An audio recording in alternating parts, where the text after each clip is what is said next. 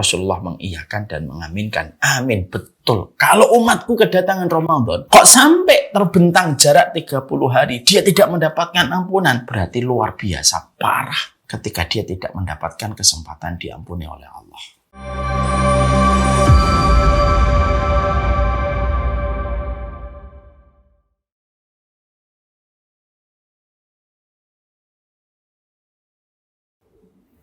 Assalamualaikum warahmatullahi wabarakatuh. Innal hamdalillah wassalatu wassalamu ala Rasulillah wa ala alihi wa sahbihi wa man tabi'ahum bi ihsan ila yaumil qiyamah. Kepada seluruh ibu-ibu dan para keluarga dari bapak-bapak yang sedang bekerja di SDP, yang semoga Allah senantiasa memberikan kepada ibu keberkahan dalam setiap urusan. Kalau kita mendapatkan keberkahan pada setiap urusan, kita akan mendapatkan banyak kemudahan di dalam kehidupan kita. Tidak akan ada masalah setiap ujian, tidak ada masalah setiap problematika yang kita hadapi kalau kita mendapatkan keberkahan pada kehidupan kita. Sesuatu yang tidak bisa diterangkan itu adalah konsep keberkahan bagi paham materialisme dan kapitalisme. Materialisme mungkin bisa menerangkan tentang profit, dividen, dan berapa keuntungan. Tapi mereka tidak akan pernah bisa menerangkan tentang keberkahan. Keberkahan itu hanya bisa dikenali oleh mereka yang beriman kepada Allah dan mereka selalu mencari ridhonya Allah pada kehidupan. Dan tidak ada pemberian terbaik pada kehidupan manusia yang Allah berikan. Kecuali pemberian terbaik dari Allah itu adalah ketika manusia diberikan oleh Allah keberkahan. Kalau ibu menjadi istri yang diberkahi, maka setiap ujian akan terasa kecil bagi seorang wanita ketika menjadi ibu telah mendapatkan keberkahan. Kalau ada seorang suami telah mendapatkan keberkahan, maka setiap kesulitan akan dihadapi dengan ketenangan, dengan keberkahan yang didapatkan. Makanya itulah yang diminta oleh Nabi Isa di dalam surat Maryam, wa ja'alani mubarakan ainama kuntu. Ya Allah, jadikanlah aku selalu memberikan keberkahan dan mendapatkan keberkahan dimanapun aku berada. Mintalah berkah. Jangan hanya meminta kepada fisik. Jangan hanya meminta kepada material. Tapi mintalah sesuatu yang lebih besar daripada materi, lebih besar daripada finansial. Keberkahan yang Allah berikan hanya kepada hamba yang Allah kehendaki. Alhamdulillah, tentunya senantiasa kita bersyukur kepada Allah atas setiap nikmat yang Allah berikan kepada kita. Semoga kita senantiasa mampu bersyukur. Nikmatnya Allah itu banyak. Yang sedikit itu adalah kesyukuran kita. Karena sesungguhnya syukur itu bukan bersifat anjuran. Syukur itu merupakan sebuah kewajiban. Sebagaimana kewajiban zuhur, asar, maghrib, dan isya yang kita lakukan.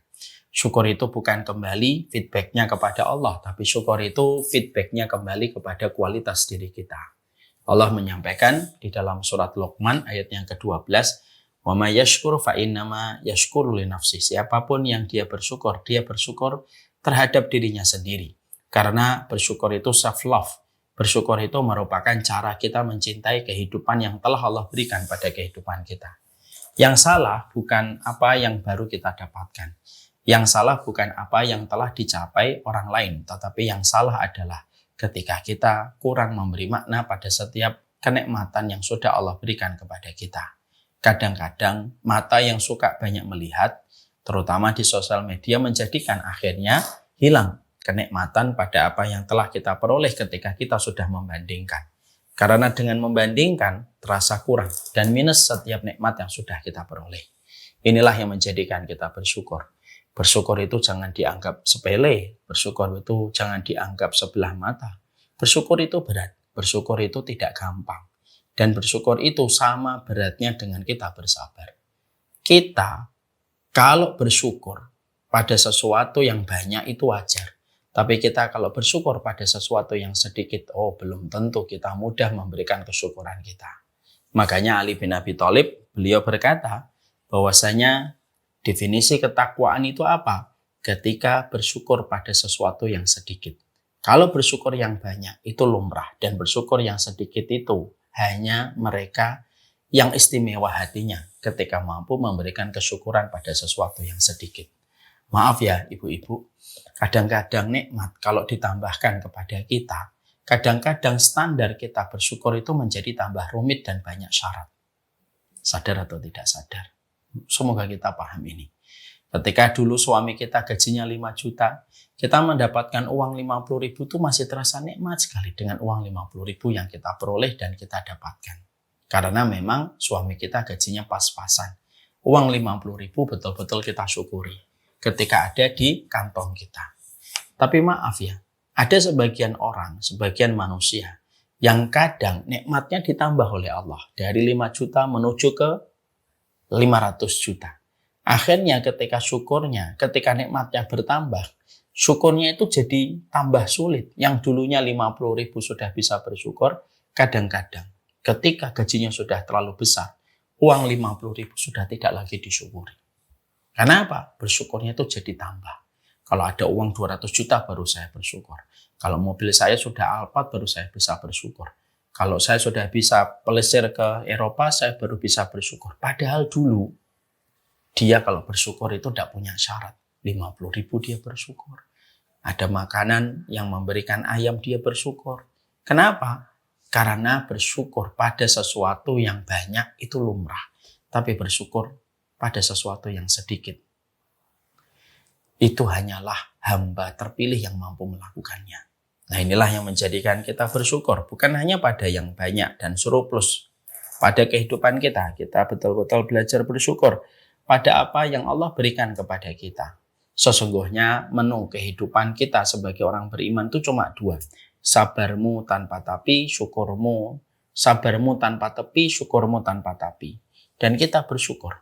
Syukur kita tanpa tapi. Tidak perlu syarat apapun di dalam kita bersyukur. Inilah yang menjadikan kita bersyukur dalam setiap perjalanan hidup kita. Bukan bahagia yang menjadikan kita bersyukur, tapi bersyukurlah. Pasti dibahagiakan oleh Allah Subhanahu wa Ta'ala. Amin insyaallah.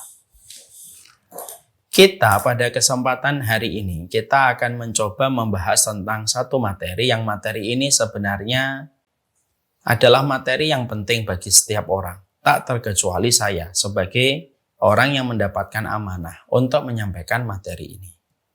Materi ini adalah tentang Ramadan. Sudah siapkah kita? Karena tentunya sesungguhnya Ramadan itu merupakan hal besar. Ramadan itu merupakan tamu yang agung. Yang tentunya di dalam kita menyikapi, di dalam kita menyambut Ramadan, tentunya tidak bisa hanya apa adanya dan tidak hanya bisa ala kadarnya. Karena dia agung, tentunya mempersiapkan Ramadan pun tidak bisa dengan apa adanya dan ala kadarnya. Kita tentunya paham sekali bahwasanya seorang pelari, ketika ada pelari ingin menuntaskan maratonnya 42 km, tentunya persiapannya bukan 1 hari, 2 hari sebelum pertandingan dimulai. Tapi ketika kita mendapatkan ada pelari akan melakukan maraton, maka tentunya persiapan yang dia lakukan di dalam persiapan lomba lari, maka dia lakukan latihan itu mungkin selama 1 tahun sebelum lomba maratonnya dimulai. Kenapa panjangnya persiapan itu diberikan? Karena sesungguhnya mempersiapkan lomba itu karena sesungguhnya perlombaan itu sebentar. Tapi persiapan pada satu perlombaan yang besar itu membutuhkan persiapan yang panjang. Nah, inilah yang menjadikan kita memahami kenapa judul ini diambil oleh bagian pengurus Ramadan. Seberapa siapkah kita? Karena memang penting. Memberikan pertanyaan itu bisa mengevaluasi kita, sekaligus pula memberikan perenungan untuk kita. Inilah Ramadan. Sekarang mari kita bahas Ramadan kita.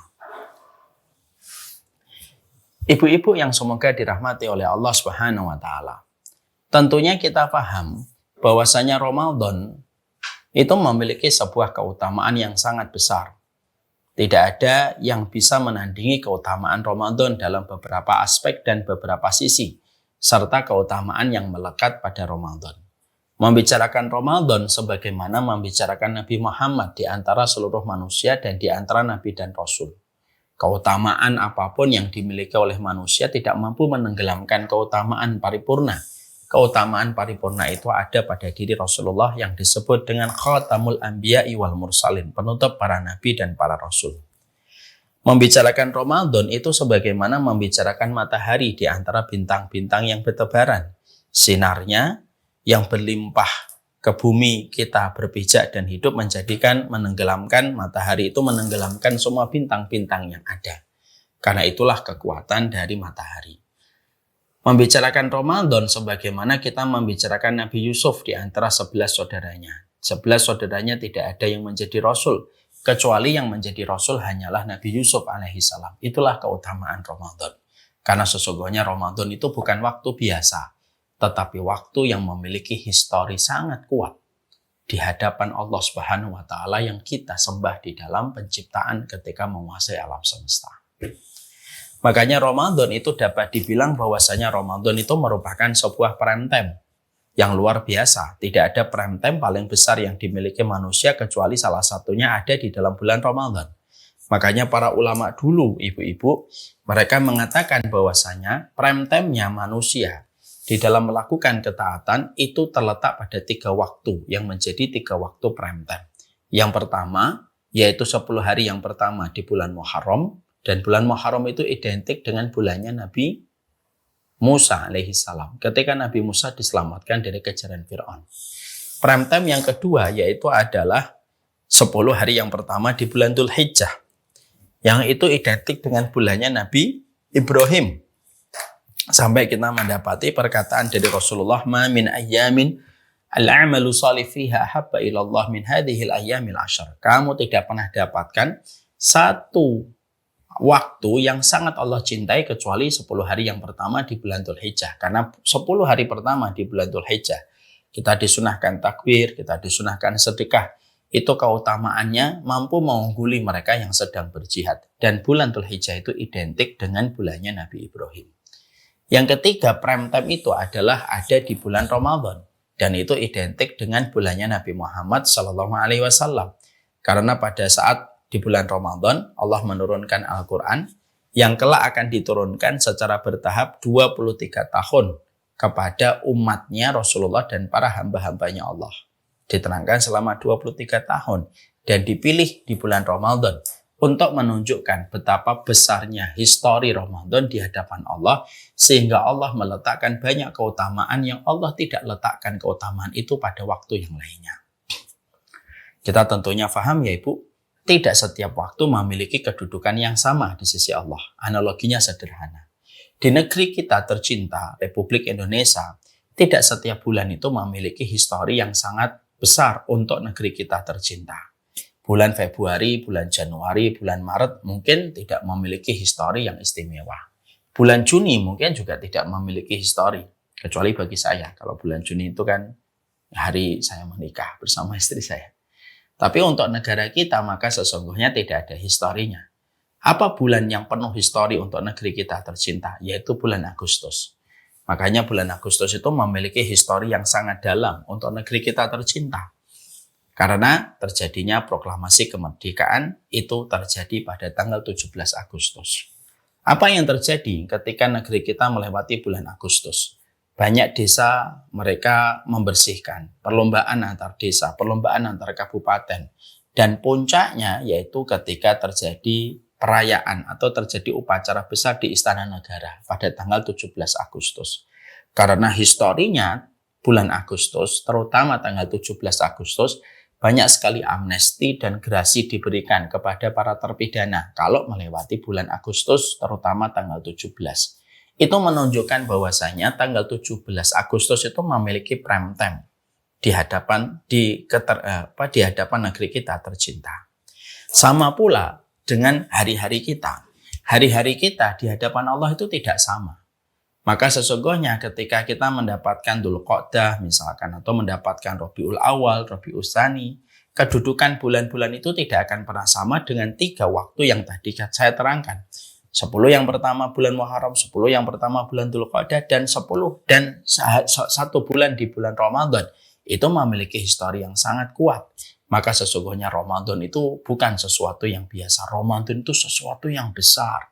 Di mana histori yang ada pada Ramadan itu terkait langsung dengan Allah. Dan historinya Ramadan berkaitan tentang Nabi tercinta di hadapan Allah, yaitu adalah Nabi Muhammad. Makanya kita dapatkan Ibu, tidak ada persiapan sebagaimana persiapan yang Allah berikan kepada bulan Ramadan. Makanya tidak pernah kita dapati pintunya surga terbuka, tidak pernah kita jumpai pintu neraka tertutup, dan tidak pernah kita jumpai setan itu terbelenggu kecuali hanya di bulan Ramadan. Bulan Dzulhijjah yang tadi saya terangkan memiliki keutamaan besar, memang iya.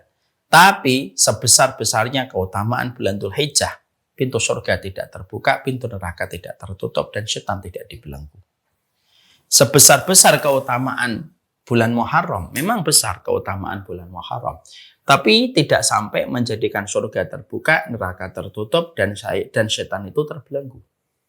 Tapi khusus di bulan Ramadan, hanya satu-satunya bulan yang mampu menjadikan pintu surga, yang jumlahnya 8. Yang nama-namanya tadi saya sudah terangkan. Itu hanya di bulan Ramadan saja. Pintunya terbuka. Dan neraka ditutup rapat oleh Allah. Wasufidatis syayatin, dan setan itu dibelenggu oleh Allah ketika di bulan Ramadan untuk memberi makna kepada kita. Tidak ada satu waktu yang ada pada kehidupan kita sampai surga, neraka, dan setan diperlakukan dengan semacam itu kecuali hanya di bulan Ramadan untuk memberi arti. Keutamaan Ramadan itu bukan keutamaan yang bisa dipandang sebelah mata. Makanya sangat wajar sampai kita mendapati dan sampai kita menjumpai bagaimana persiapan manusia di bulan Ramadan itu tidak pernah sama dengan persiapan manusia ketika di bulan Dzulhijjah dan di bulan Muharram. Banyak masjid akhirnya ngecat ulang dia masjidnya. Kita temukan pula ya, bagaimana ketika sebelum Ramadan kita jumpai orang-orang persiapan dengan berbagai macam persiapan. Yang sebenarnya persiapannya itu tidak pernah mereka berikan di bulan-bulan yang lainnya. Karena apa? Ya memang luar biasa Ramadan itu. Pintu surga dibuka, neraka ditutup. Makanya angin surga itu menerpa sepoi-sepoi pada kehidupan manusia yang beriman ketika di dalam bulan Ramadan. Makanya saking kuatnya angin dari surga, kalau kita rasakan, maka sesungguhnya banyak orang itu yang luar biasa berubah di bulan Ramadan. Yang asalnya tidak ke masjid ketika di bulan Ramadan. Yang asalnya tidak berhijab ketika di bulan Ramadan. Bahkan televisi yang biasanya sangat tidak religius, mereka religius ketika di bulan Ramadan. Dan itu memberi arti. Karena khusyuknya angin surga itu sampai menjadikan manusia itu banyak berubah di bulan Ramadan. Makanya sampai orang pacaran, mereka berhenti dari pacarannya sebentar. Orang yang biasanya menuju ke tempat kemaksiatan, maka biasanya di bulan Ramadan mereka mengurangi kemaksiatan itu. Bahkan maaf ya, warteg aja yang biasanya tidak pernah pasang cadar, di bulan Ramadan pasang cadar. Supaya orang yang masuk dan makan itu tidak kelihatan. Dan itu hanya terjadi di bulan Ramadan. Untuk memberi arti kepada kita. Keutamaan Ramadan itu dari masalah surga yang terbuka saja sudah tidak terbantahkan. Nuansa, vibes-nya, atmosfernya Ramadan tidak akan pernah sama di bulan manapun selain Ramadan itu. Ya, makanya betul kan? Kalau kita mendapatkan dari perkataan baginda Nabi SAW, "Faman hurrima faqad hurrima 'anil khairi kullah." Makanya sampai diterangkan, siapapun yang diharamkan dari kebaikan di bulan Ramadan, seakan-akan dia diharamkan dari bulan-bulan yang seakan-akan dia diharamkan dari kebaikan-kebaikan bulan-bulan setelahnya. Kalau manusia itu diharamkan kebaikan di bulan Ramadan. Maksudnya piye Ustaz? Maksudnya begini Ibu. Kalau ada orang di bulan Ramadan, ketika surga dibuka, neraka ditutup, kok ada orang tidak bisa menghatamkan Quran di bulan Ramadan, maka seakan-akan riwayat yang tadi kita baca menjelaskan.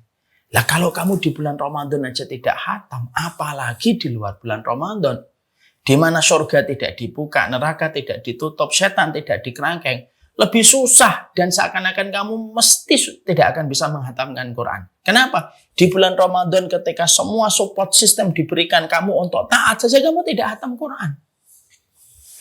Kalau ada orang di bulan Ramadan kok tidak bisa sedekah karena masih pelit, terus seakan-akan, terus di bulan mana lagi kamu akan sedekah? Kalau di bulan Ramadan ketika semua support system itu diberikan supaya kamu bisa sedekah, kamu tidak sedekah.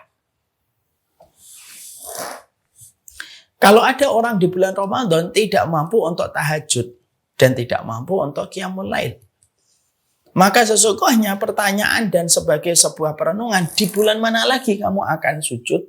Di bulan mana lagi kamu akan tahajud? Kalau di bulan Ramadan saja kamu tidak mampu untuk taraweh secara konsisten dan tidak mampu untuk tahajud. Kenapa? Wong ketika semua kemudahan untuk taat saja diberikan, kamu tidak bisa taat, apalagi di luar bulan Ramadan. Itu sama analoginya ibu. Kalau ibu ada orang atau diri seseorang, ada orang sholat di depan Masjid Nabawi, di depan Ka'bah. Jarak antara dia dengan Ka'bah hanya sejarak sekitar 3 meter sampai 10 meter. Misalkan dia di shop pertama atau shop kedua. Kalau ada orang sholat di depan Ka'bah, kok dia tidak bisa khusyuk? Seakan-akan pengertiannya itu adalah, terus di mana lagi kamu bisa khusyuk? Kalau di depan Ka'bah saja kamu tidak bisa khusyuk. Kalau ada orang di depan Ka'bah kok masih kepikiran uang, masih kepikiran kerjaan terus. Kalau di Ramadan masih memikirkan uang, masih memikirkan kemaksiatan gitu. Padahal dia sholat di depan Ka'bah hanya berjarak 5 meter sampai 10 meter. Pertanyaan yang tidak membutuhkan jawaban akan ditujukan. Terus di mana lagi kamu akan khusyuk? Kalau di depan Ka'bah aja kamu tidak khusyuk. Dan itulah yang menjadikan kita akhirnya berpikir, itulah Ramadan. Makanya Ramadan itu memiliki keutamaan yang sangat besar sekali. Di mana tidak ada satupun keutamaan yang mampu sebagaimana keutamaan yang dimiliki Ramadan. Sampai surga saja bereaksi ketika Ramadan itu datang. Sampai neraka pun bereaksi, menutup pintunya ketika mereka malu terhadap Ramadan. Karena keutamaan Ramadan yang tentunya tidak bisa dipandang sebelah mata oleh setiap orang yang beriman. Maka inilah yang menjadikan kita harusnya menyadari Ramadan itu bukan masalah rotasi waktu, bukan masalah siklus yang kita jalani setiap tahunnya, bukan. Tapi Ramadan itu merupakan sebuah big prize, merupakan sebuah kesempatan besar yang Allah berikan keutamaan kepada hamba yang Allah kehendaki ketika seseorang itu diberikan kesempatan untuk mendatangi Ramadan. Tapi ingat, di sisi yang lainnya kita juga harus selalu sadar ketika Ramadan memiliki keutamaan yang sangat sebesar itu, tapi di sisi yang lainnya kita juga harus menyadari bahwasanya siapapun yang mereka apa adanya, mereka ala kadarnya ketika mereka kedatangan Ramadan, lalu mereka merasa biasa-biasa aja, apa adanya ketika Ramadan itu datang. Tidak ada sebuah keinginan, tidak ada cita-cita, tidak ada sebuah planning ketika menyambut Ramadan.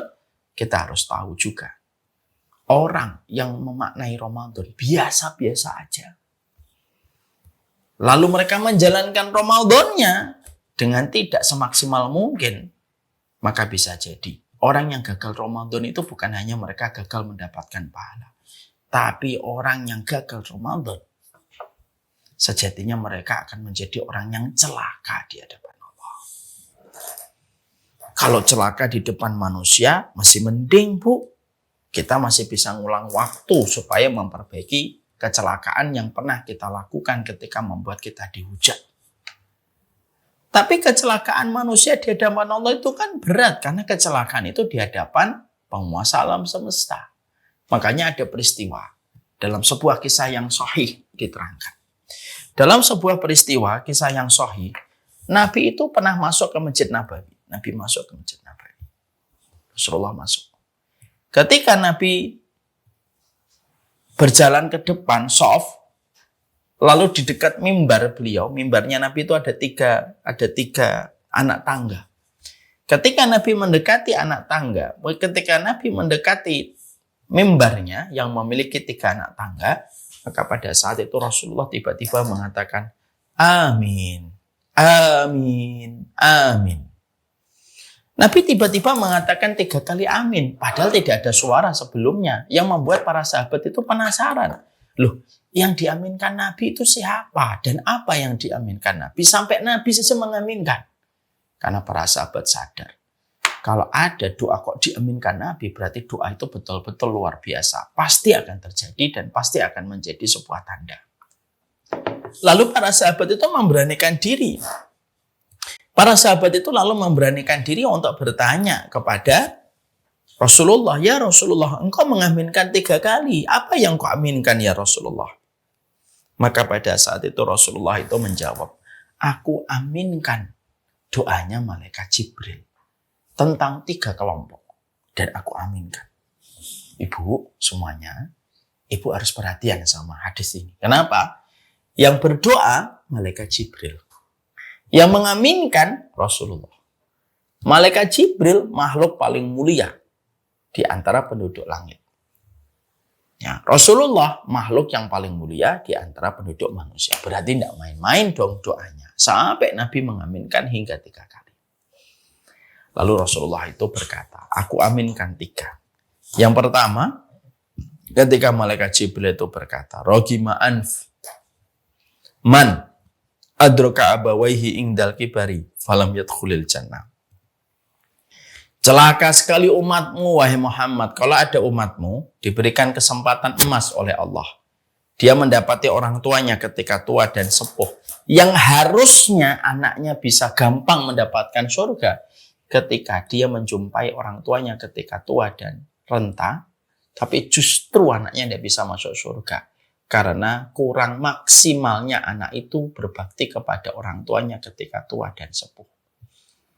Jadi dari hadis itu, penggalan yang pertama kita tahu ya Bu, kalau ibu-ibu dapat kesempatan orang tuanya ketika tua dan sepuh, maka itu merupakan salah satu akses yang paling mudah untuk meraih surga. Maka malaikat Jibril berkata, celaka sekali kalau ada umatmu diberikan kesempatan emas, lalu dia menjumpai bapak ibunya ketika tua dan renta, tapi anaknya tidak bisa masuk surga. Dan Nabi setuju ketika malaikat Jibril mendoakan kecelakaan. Maka Nabi tidak membantah, tidak mengkritik, tidak menolak hadis itu dan permintaan itu oleh malaikat Jibril. Tapi Nabi justru mengatakan, amin, saya setuju. Celaka kalau ada di antara umatku mengetahui orang tuanya ketika senja tetapi anaknya tidak bisa masuk surga. Kalau bahasa programnya, kebangetan banget jadi manusia. Itu bahasa programnya. Terus yang kedua apa ya Rasulullah? Yang kedua itu dikatakan oleh Rasulullah, Ragima anf man dakhala alaihi Ramadan summa in salakha falam yughfar lahu. Celaka sekali wahai Muhammad kalau ada umatmu diberikan kesempatan Ramadan yang harusnya dalam kesempatan Ramadan Allah membentangkan banyak ampunan ketika di bulan Ramadan, lalu umatmu tidak maksimal berbuat ketika di bulan Ramadan. Akhirnya umatmu tidak mendapatkan ampunan di bulan Ramadan. Itu kebangetan umatmu yang semacam itu. Padahal kesempatan emas Allah berikan kepada umatmu ketika kedatangan Ramadan. Masya Allah.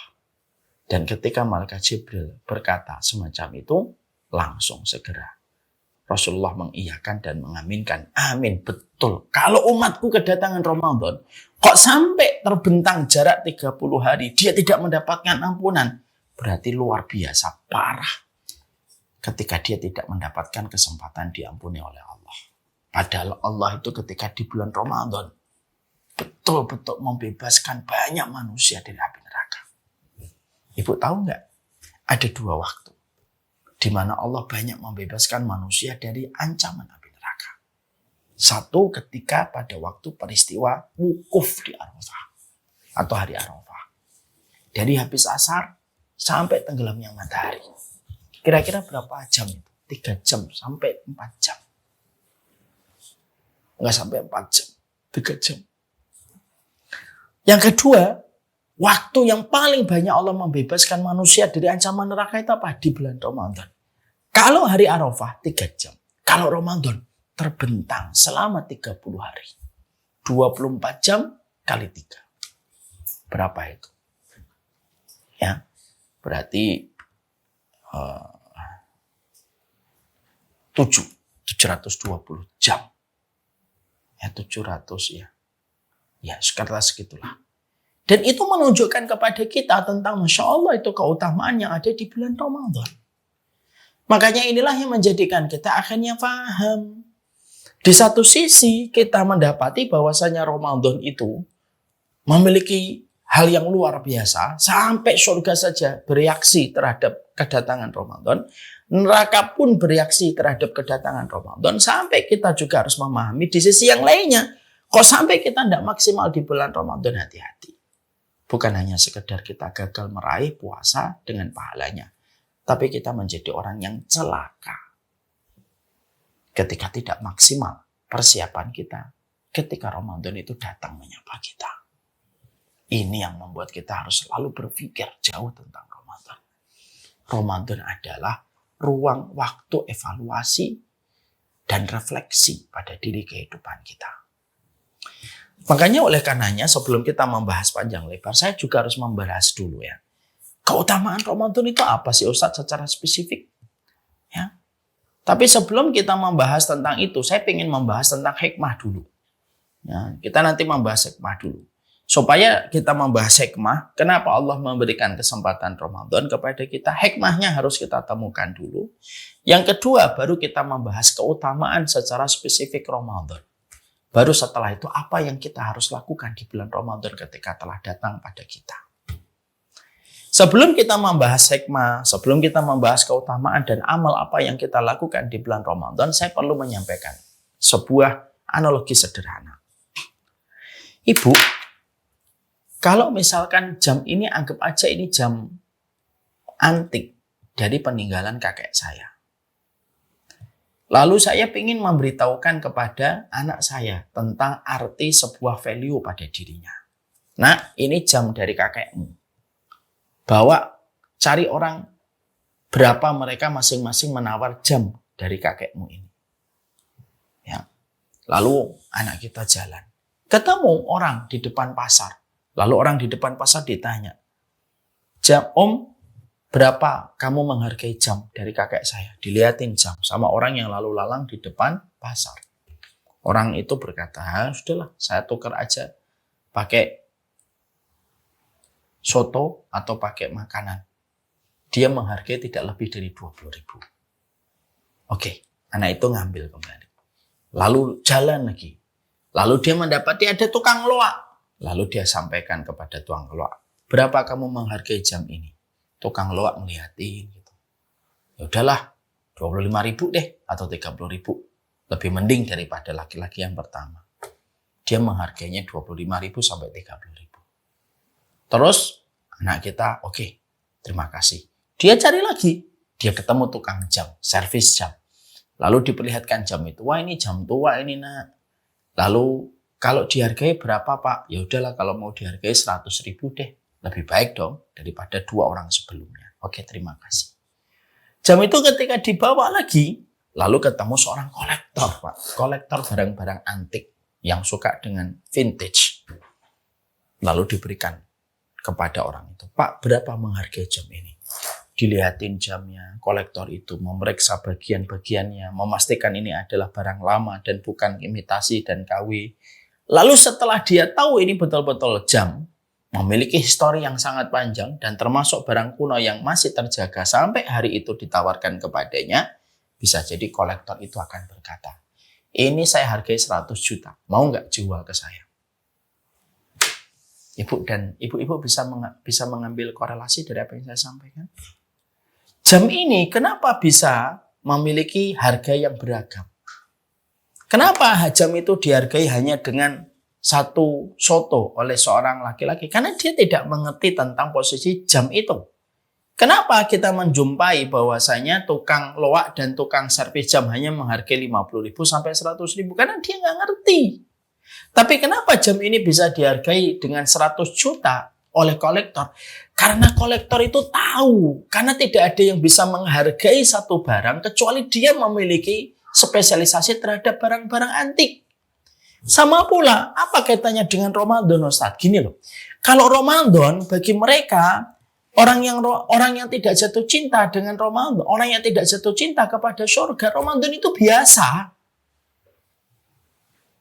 Besok Ramadan, oh Ramadan besok, kirain masih lama. Mungkin dia biasa, kayak orang yang tidak ngerti tentang jam antik, ditawarin jam antik. Ya dia biasa aja. Dia menganggapnya itu murahan dan bahkan mungkin kalaupun dikasih dia juga buang nanti di tong sampah. Ada orang yang ketika menanggapi Ramadan agak sedikit bernilai daripada yang pertama. Oh, Ramadan ya tinggal 10 hari lagi ya. Saya baru sadar ini saya pantes itu. Iklannya sirup marjan, iklannya gajah duduk, ya, iklannya sudah kurma. Oh, ternyata dekat Ramadan. Kenapa dia menghargai Ramadan itu tidak seantusias yang harusnya ada?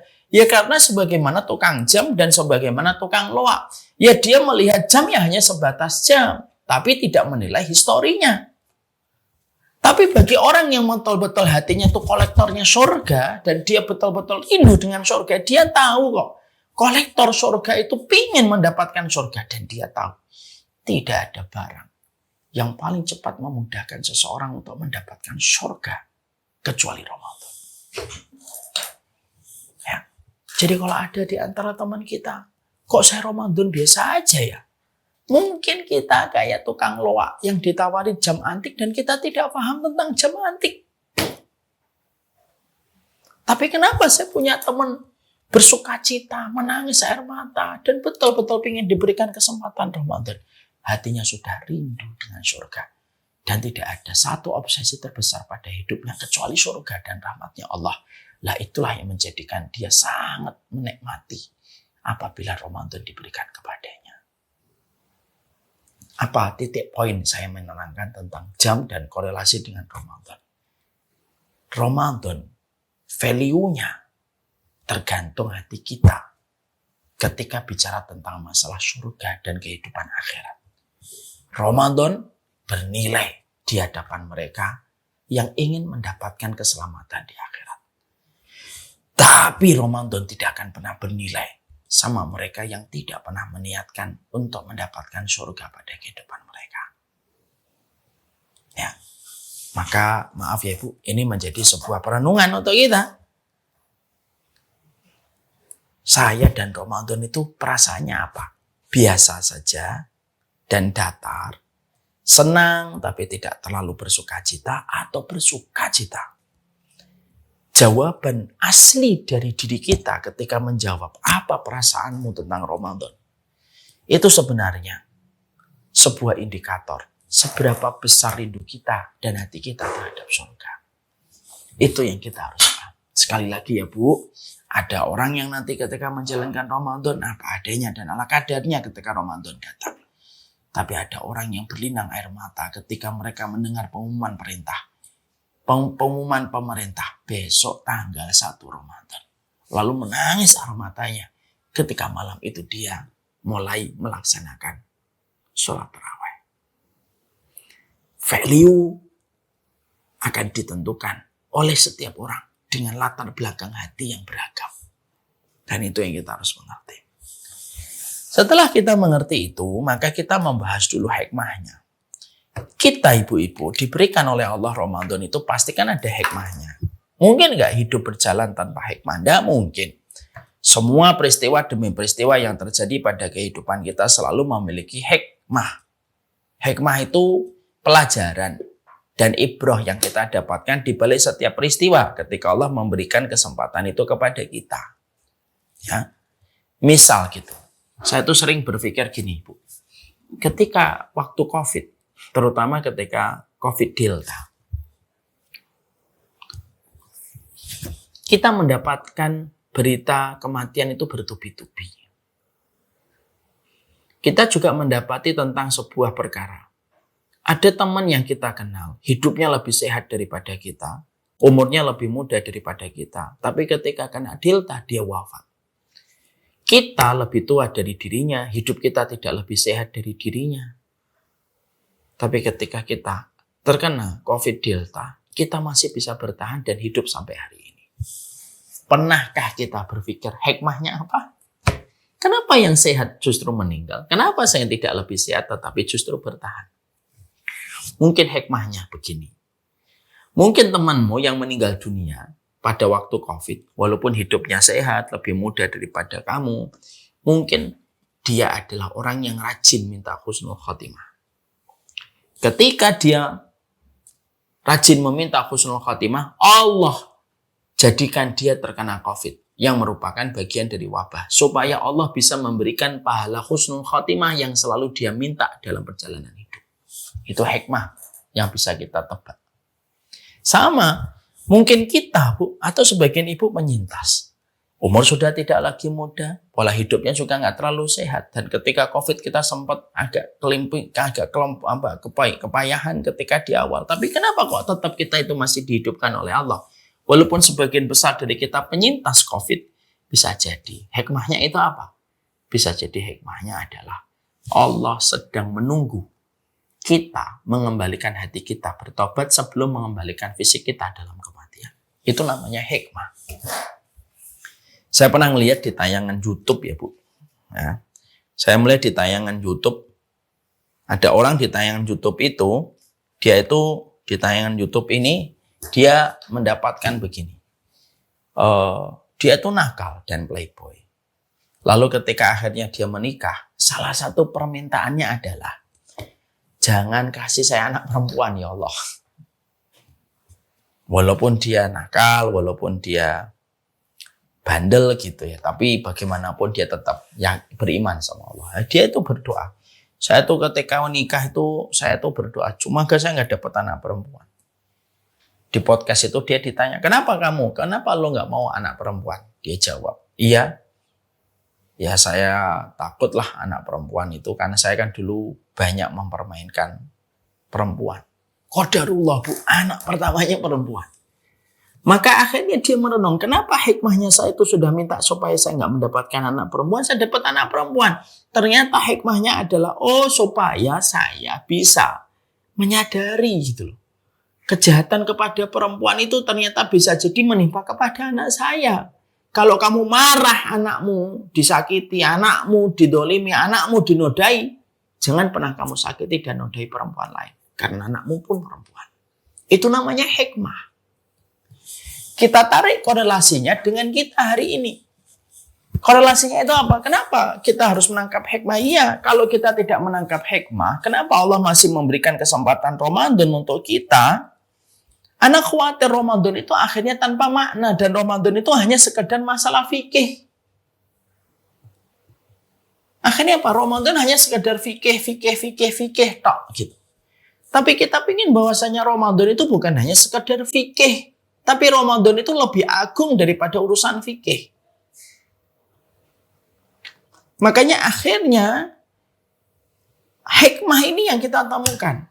Kalau hari ini ibu-ibu dalam perjalanan nanti 10 atau 11 hari ke depan, kita kok sampai disampaikan di bulan Ramadan, ambil dulu hikmahnya. Kenapa Allah memberikan kesempatan saya untuk menjalani dan mencicipi Ramadan tahun ini? Mungkin hikmahnya adalah Allah ingin supaya kamu bisa berbekal dengan ketaatan.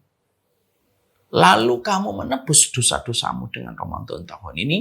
Supaya ketetapan ajal yang aku tetapkan tidak lama setelah ini, kamu telah mengambil kebaikan pada Ramadan yang aku berikan kesempatan itu.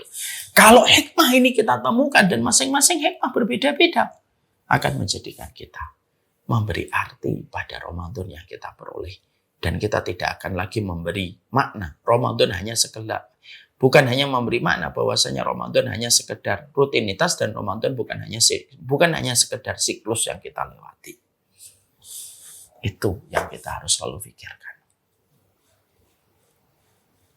Sekarang pertanyaannya kepada seluruh ibu-ibu, apa hikmahnya Ramadan diberikan kesempatannya kepada ibu? Setiap orang memiliki perspektif hikmah masing-masing berbeda-beda. Temukan hikmahnya supaya lahir makna pada Ramadan, dan supaya Ramadan kita tidak hanya secara fikih. Inilah pentingnya menghadirkan hikmah. Makanya Imam Ibnu Qayyim berkata, Syifaul alil fi masailil qada'i wal qadar. Ambil hikmah dalam setiap peristiwa.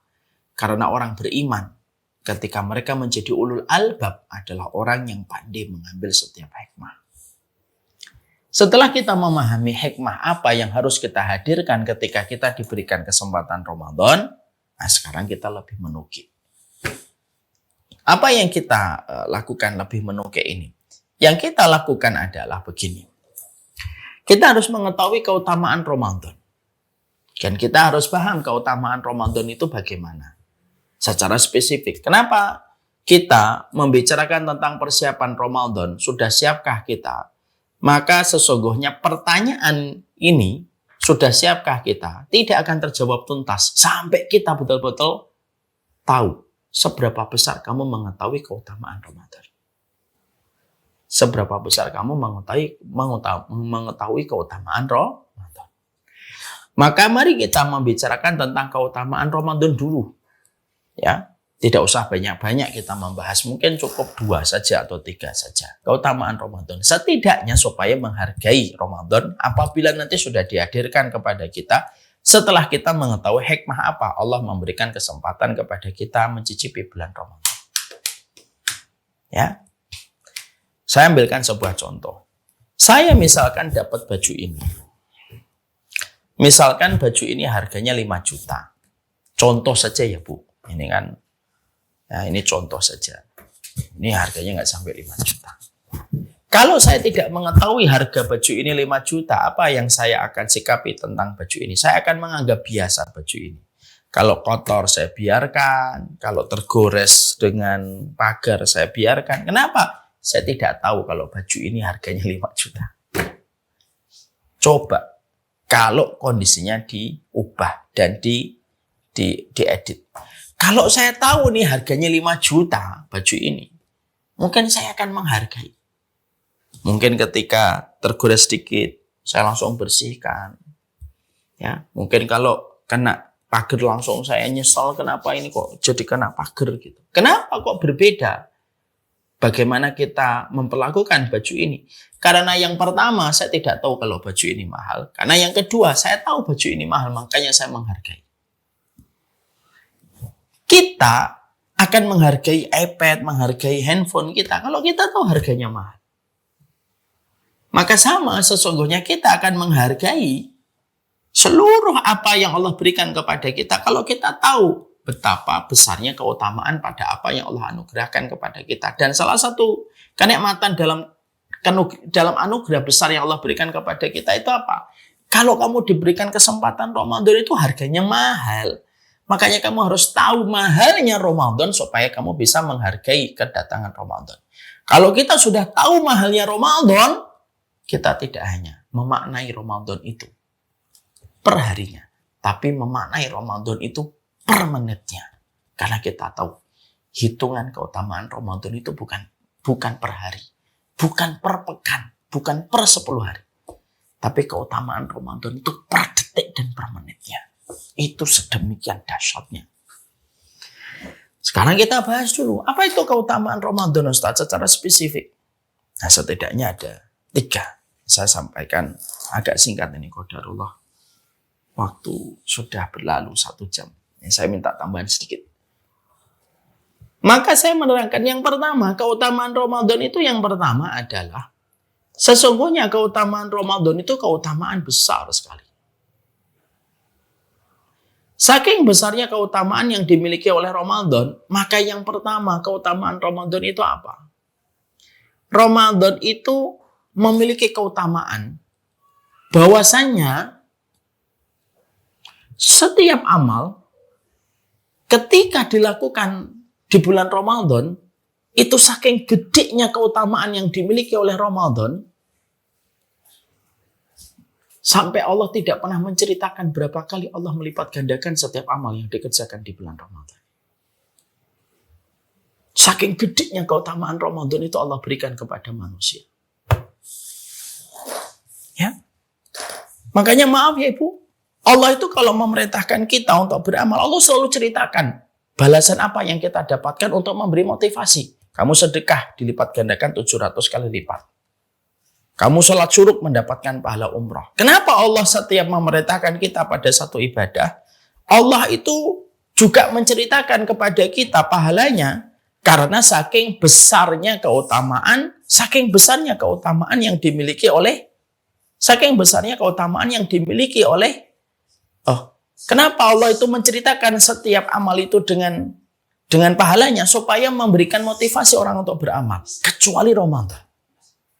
Ramadan itu merupakan sebuah amal Di mana setiap ketaatan yang dilakukan di bulan Ramadan, saking gedenya keutamaan yang dimiliki oleh Ramadan, sampai Allah itu tidak pernah menceritakan berapa kali lipat Allah itu melipat gandakan amal yang dilakukan di bulan Ramadan. Kenapa? Saking gedenya pahala. Saking gedenya pahala yang Allah berikan di bulan Ramadan, saking gedenya pahala itu Allah rahasiakan.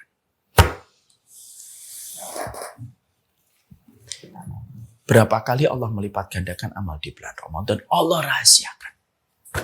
Supaya manusia nanti betul-betul merasakan pahala Ramadan itu besar sekali. Ketika Allah jadikan kejutan dan surprise bagi mereka yang berpuasa dan diterima puasanya di bulan Ramadan. Makanya ada sebuah hadis yang diterangkan oleh Rasulullah. Di dalam hadis qudsi, was-saumu li wa ana ajzi bihi. Dan sesungguhnya puasa itu untukku dan akulah yang mengganti pahala puasa itu. Kenapa Allah langsung menggantinya langsung? Dan maaf ya, kenapa puasa Ramadan itu dinisbatkan langsung kepada Allah? Karena orang tidak akan bisa puasa kalau dia tidak merasakan kehadiran Allah.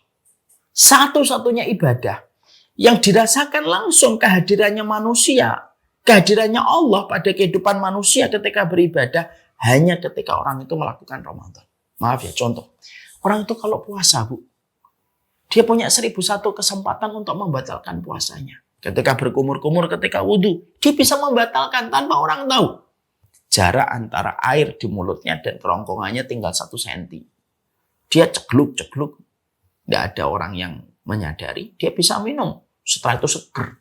Tapi kenapa orang berkumur-kumur ketika wudhu, dia tidak sama sekali meneguk air yang ada di dalam mulutnya. Karena dia merasakan kehadiran Allah. Anak-anak kita yang puasa duhur atau puasa asar, ketika baru belajar, mereka tidak akan pergi ke tempat-tempat yang jauh untuk membatalkan puasanya. Mereka jujur. Kenapa mereka jujur? Karena mereka merasakan kehadiran Allah. Itulah yang menjadikan Ramadan itu istimewa. Makanya, sampai kita dapatkan Ibnu Qudamah itu bercerita kepada kita. Apa yang dikatakan oleh Ibnu Qudamah? Ibnu Qudamah itu bercerita kepada kita. Ada 3 amal. Yang mana kalau 3 amal ini diterima, hampir-hampir. Mizan, timbangan. Tidak kuat memikul pahala dan bobot pahala dari 3 amal kalau sudah diterima oleh Allah. Apa 3 amal? Yang hampir-hampir mizan, timbangan amal itu tidak kuat memikul amal apabila berpahala di sisi Allah. 1, pahala orang yang sabar. Gede banget itu pahalanya. Sampai mizan itu jebol kalau sudah menghitung pahala orang yang bersabar. Sabarlah. 2, yaitu adalah mereka yang memaafkan orang yang mendolimi. Mereka menyakiti mereka lalu memaafkan dan tetap berbuat baik. Ini pahalanya gede. Hampir mizan itu jebol. Padahal Ibu tahu mizan itu kalau dunia dan seisinya diletakkan, mizan itu lebih besar daripada dunia dan seisinya. Ibaratnya kayak gini, Ibu melemparkan uang 500 perak di tengah padang golf. 500 perak itu dunia dan seisinya, padang golf itu mizan saking gedenya. Tapi kalau ada manusia memaafkan orang yang menyakitinya dan tetap berbuat baik walaupun dia disakiti, pahalanya itu langsung hampir mizan itu tidak kuat memikulnya. Yang ketiga, apa amalan yang langsung begitu berat untuk menjadikan mizan itu hampir jebol? Yaitu adalah orang yang melakukan amalan Ramadan dan diterima amal itu. Maka mizan itu hampir tidak kuat memikulnya. Makanya Allah yang memberikan pahalanya langsung. Kenapa Allah memberikan pahala puasa itu langsung, tidak diwakilkan ke malaikat? Karena malaikat tidak kuat memikul pahala dan beban dan beratnya dan bobotnya pahala itu ketika Ramadan itu sudah diterima sama Allah. Makanya Ibu, kalau Ibu hari ini baca Quran, surat Al-Kahfi hari ini, 1 hurufnya 10 kebaikan. Tapi kalau Ibu membaca Al-Kahfi 2 pekan lagi di bulan Ramadan, 1 hurufnya dilipat gandakan dengan kelipatan hanya Allah yang tahu. Hari ini Ibu sedekah hari Jumat, karena hari Jumat itu disunahkan kita bersedekah. Hari ini kita bersedekah hari Jumat. Hari ini kita sedekah hari Jumat. Maka pahala sedekah kita dikali lipat 700 kali lipat. Itu yang paling tinggi. Itu yang paling tinggi. Tapi kalau 2 mekan lagi ibu sedekah di bulan Ramadan, dilipat gandakan oleh Allah dengan kelipatan yang tidak terhingga. Dan hanya Allah yang tahu. Kenapa Allah tahu? Karena Allah membesarkan pahalanya dan Allah merahasiakan supaya menjadi kejutan bagi setiap orang yang terus menanam pahala dan ketaatan di bulan Ramadan. Maaf ya Bu, kalau suami ibu pengen ngasih hadiah ibu, hadiahnya murah. Misalkan hadiahnya cuma makan padang, pasti tidak akan dirahasiakan. Hadiahnya murah kok. Tapi kalau ada istri ibu, ada suami ibu, pengen ngasih hadiah apartemen di Damawangsa, pasti tidak mungkin dibocorkan dari awal. Pasti suami kita akan mengatakan, rahasia, rahasia, rahasia. Kenapa dirahasiakan? Karena hadiahnya itu nilainya mahal. Itulah Ramadan. Makanya Masya Allah, Ibnu Qudamah berkata, tidak ada satu bulan yang paling dirindukan penghuni surga. Tidak ada satu bulan yang paling dirindukan penghuni kubur. Kecuali Ramadan. Ibu nanti kalau misalkan di bulan Ramadan ziarah kubur, misalkan pas di Ramadan, maka kata Ibnu Qudamah, tidak ada keinginan para penduduk kubur untuk hidup, hanya hidup di bulan Ramadan. Karena tahu investasi itulah yang paling menguntungkan di hadapan Allah. Ini yang pertama. Supaya kita menikmati Ramadan itu per menitnya, bukan per pekannya. Yang kedua, Ibu, keutamaan Ramadan itu apa? Ini terkandung pada sebuah hadis Rasulullah SAW. Ada 2 orang Yaman datang ke kota Madinah. 2 orang ini terus bersama. Mereka masuk Islam. Ketika mereka masuk Islam, maka akhirnya terjadi peperangan. Satu sahabat ikut peperangan dan ini juga ikut peperangan. Tapi yang ini meninggal dunia di peperangan. Yang satu masih hidup. Hidupnya 1 tahun setelah yang pertama. Dan meninggalnya bukan di peperangan. Tapi meninggalnya ketika dia sakit. Ketika dua-duanya sudah wafat, maka ada seorang sahabat yang bernama Tolhah menjumpai mereka di dalam mimpi. 2 orang Yaman ini bertemu dengan Tolhah di dalam mimpi. 2 orang ini di depan tempat yang dikira oleh Tolhah itu tempatnya indah, itu surga. Lalu Tolhah itu penasaran dengan 2 orang ini yang terus bersama-sama dulu ketika hidup dan dua-duanya sudah meninggal. Yang satu di peperangan, yang satu meninggal sakit 1 tahun setelahnya. Ternyata di tempat surga yang ditemui oleh Tolhah di dalam mimpi, surga itu memanggil nama. Dan ternyata yang dipanggil pertama kali masuk surga itu bukan sahabat yang mati syahid, tapi sahabat yang meninggal 1 tahun setelahnya. Masuk surga dulu dia. Lama dia di surga dan derajatnya tinggi. Setelah sekian lama waktunya baru dipanggil sahabatnya yang satunya yang meninggal di peperangan untuk masuk surga. Setelah terbentang jarak yang lama dengan sahabatnya dia yang pertama. Dan terdapat perbedaan antara derajatnya surga antara yang meninggal 1 tahun setelahnya dengan yang meninggal 1 tahun sebelumnya di medan jihad. Padahal kan secara logika, harusnya kan yang mendapatkan keutamaan itu yang mati di peperangan membela kalimat Allah. Kagetlah Tolhah dengan mimpinya dan bangun. Tanyalah ke setiap orang. Ketika dia tanya kepada setiap orang itu, maka pada saat itu tidak ada yang bisa memberikan jawaban yang memuaskan. Yang memberikan jawaban memuaskan siapa? Rasulullah. Dipanggil Tolhah. Sini Tolhah. Ya Rasulullah. Apa yang kamu tanyakan? Ya Rasulullah, apakah engkau tidak sadar ya Rasulullah? 2 orang Yaman yang sering bersama? Iya. Engkau tahu ya Rasulullah? Aku tahu. Yang satunya meninggal di peperangan? Iya. Yang satunya meninggal 1 tahun setelahnya? Iya. Tapi ketika aku berjumpa mereka di dalam mimpiku, yang dipanggil ke surga itu justru sahabat yang 1 tahun setelahnya meninggal dunia. Yang meninggalnya bukan di peperangan.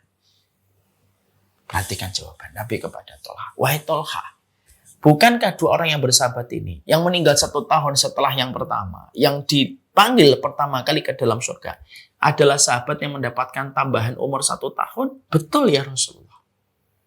Dia mendapatkan tambahan 1 tahun? Iya. Mendapatkan tambahan sholat selama 1 tahun? Iya ya Rasulullah. Dan mendapatkan tambahan 1 kali Ramadan? Betul ya Rasulullah.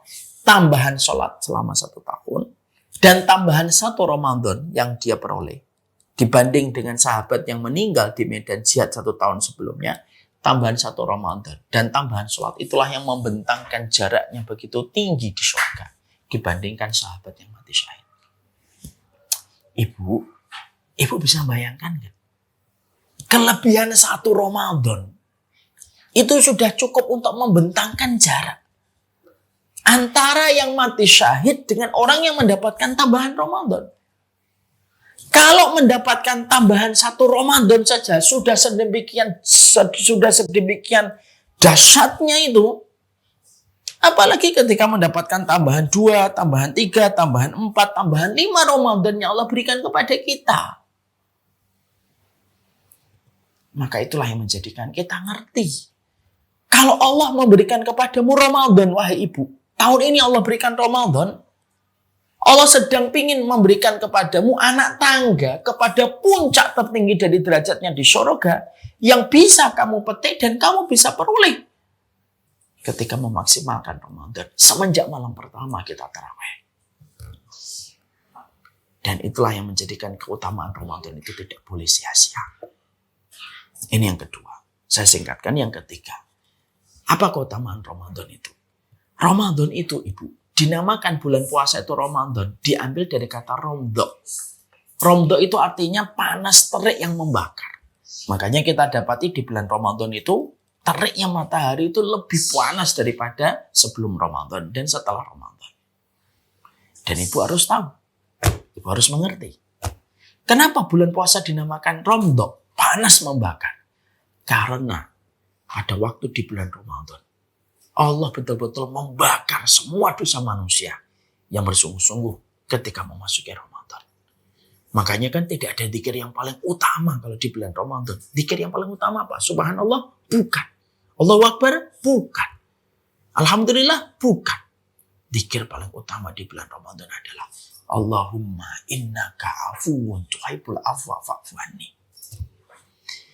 Karena apa? Tidak ada satu hari, tidak ada satu waktu yang terbentang jarak sedemikian panjangnya Allah membebaskan manusia dari api neraka sebagaimana Allah membebaskan manusia dari api neraka di bulan Ramadan. Inilah yang menjadikan kita paham. Masya Allah ya, waktu jualah yang membatasi sebenarnya. Ya, sebenarnya masih ada beberapa hal, tapi saya cukupkan. Sudah 1,5 jam kita tidak terasa. Setidaknya kita akhirnya paham. Tidak ada yang menghargai Ramadan kecuali orang yang memiliki surga yang menjadi obsesi pada hatinya. Dan sesungguhnya keutamaan Ramadan, satu Ramadan bisa membentangkan jarak yang begitu tinggi manusia di surga dengan satu Ramadannya. Apalagi kelebihan Ramadan berkali-kali. Yang kedua, tidak ada satu waktu Allah merahasiakan amal untuk diberikan berapa kali kelipatannya kecuali hanya di bulan Ramadan. Allah rahasiakan. Kenapa Allah rahasiakan? Berapa kali Allah melipat gandakan amal di bulan Ramadan? Saking gedenya dan besarnya amal. Pahala itu dilipat gandakan oleh Allah. Dan yang ketiga, inilah bulan yang tepat, Bu, menebus kesalahan kita. Kita jadi orang tua, banyak salah sama suami, banyak salah sama istri, banyak kurang sama anak. Banyak kurang pula ketika kita belum maksimal birrul walidain kepada orang tua. Tebuslah kesalahan kita dengan amalan terbaik di bulan Ramadan. Allahumma innaka afuwun tuhibbul afwa fa'fu anni. Itulah zikir terbaik ketika di bulan Ramadan untuk menebus kesalahan kita. Supaya kita menjadi selembar putih kembali di hadapan Allah. Semoga terbentang jarak sekitar 10 hari menuju Ramadan. Allah memberikan kesempatan kita berjumpa dengan Ramadan. Marilah kita berdoa. Allahumma salimni ila Ramadan. Wa salim li Ramadan. Wa tasallamhu minni mutaqabbala. Ya Allah, selamatkanlah dan sehatkanlah aku sampai di bulan Ramadan. Ya Allah, hantarkanlah Ramadan kepada hidupku, ya Allah. Dan jadikanlah seluruh amalku nanti di bulan Ramadan diterima. Wassalamualaikum warahmatullahi wabarakatuh. Walhamdulillahirabbil alamin. Keterbatasan waktu jualah yang membatasi sehingga mungkin kita baru membahas tentang hikmah dan baru membahas tentang keutamaan Ramadan. Tapi tidak apa-apa, Ibu. Materi itu yang terpenting bukan banyaknya. Tapi materi itu adalah bagaimana bisa mengubah hati kita supaya kita memiliki sikap yang terbaik dalam setiap ilmu yang kita peroleh.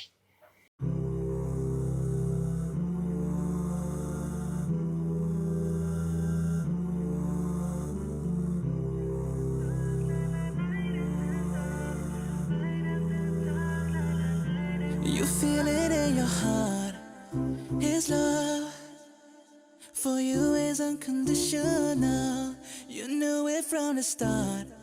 He's the one. This feeling is incredible. Oh yeah, yeah. Here's one thing I want you to know.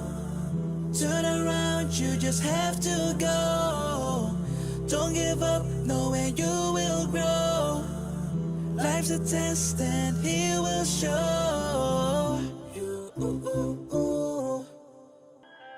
that there is light after dawn. Hey, yeah. That there is light after dawn. Hey, yeah. Light after dark, la la, light after dark. Light after dark, la la, light after dark. Light after dark, la la, light after dark. Light after dark, la la, light after dark. Oh, when I make a wish, I know you hear me loud and clearly. Oh, Allah, when I make a wish, I know you hear me loud and clearly. Oh, oh, oh, oh, oh, oh, oh, oh, oh, oh, oh, oh, oh, oh. Light after dark, la la, light after dark. Light after dark, la la, light after dark. Light after dark, la la, light after dark. Light after dark, la la, light after dark.